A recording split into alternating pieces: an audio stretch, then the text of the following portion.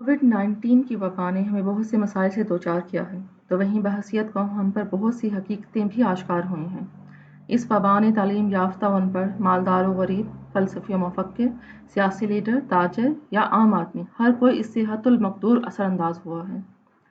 اس افراتفری کے دور میں جب ہر طرف غیر یقینی خوف اور بے چینی ہے، حال و مستقبل سب گو مگو کی کیفیت سے دوچار ہیں، اس وبا کے آئینے میں ہماری مسخ صورت بہت واضح نظر آتی ہے۔ یعنی جب اس وبا نے دنیا کو جکڑنا شروع کیا تو ہمارے رویے مجرمانہ حد تک غیر سنجیدہ رہے۔ ہم یہ ماننے کے لیے تیار ہی نہیں تھے کہ ہم بھی اس سے دوچار ہو سکتے ہیں۔ یعنی ساری دنیا میں ہم ایسی خاص مخلوق ہیں جسے یہ وبا چھونے کا تصور بھی نہیں کر سکتی، لہٰذا گورنمنٹ اور عوامی سطح پر بے فکری اور لاپرواہی ہی نظر آئی۔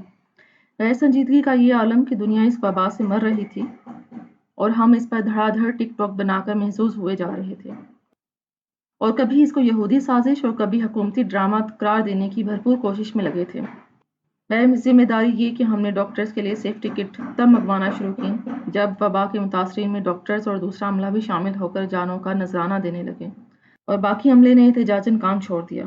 عوام کی بے حسی کا اندازہ اس سے لگا لیں کہ جیسے ہی کسی چیز کی طلب محسوس ہوتی، وہی چیز مارکیٹ سے غائب یا بے انتہا مہنگی فروخت ہونا شروع ہو گئی۔ اور اس چیز کا بھرپور فائدہ ان تاجروں نے اٹھایا جو برساتی مینڈکوں کی طرح باہر آ گئے اور دیکھتے ہی دیکھتے مارکیٹ میں رنگ برنگے ہلکے مواد کے سینیٹائزر اور دوسرے کلیننگ مٹیریل بنا کر انتہائی زیادہ قیمت میں فروخت کرنا شروع کر دیے۔ ان بیوپاریوں میں ایک قسم ایسی بھی تھی جنہوں نے قبل از وقت ماسک اور دوسری ضروری سامان کی مصنوعی قلت پیدا کر کے مختلف ایپلیکیشن کے ذریعے منچاہی قیمتوں پر فروخت کیا۔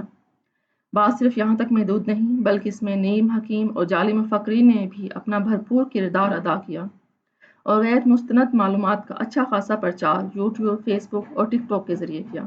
ابھی بھی ہماری ایک چوتھائی آبادی یہ ماننے کے لیے تیار نہیں کہ ہزاروں لوگ کووڈ-19 کی وجہ سے لقمہ اجل بنے ہیں، بلکہ وہ اس کو ڈاکٹرز اور حکومت کی ملی بھگت قرار دیتے ہیں۔